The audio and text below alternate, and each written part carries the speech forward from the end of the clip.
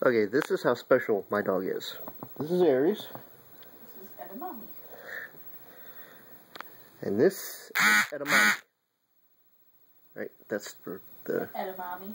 Edamame, according to my wife. This is hard as a rock. To demonstrate, I will use the table. It's hard as a rock. Aries, take an ice.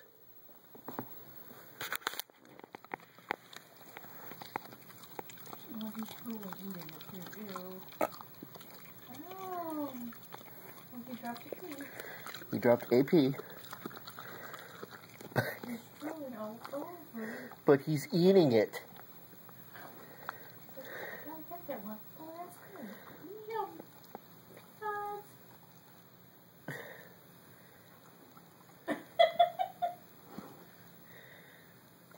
He's like, I'm not crazy about the peas, but I mean, I'll eat it, but I'm not crazy about. I like the crunchy thing.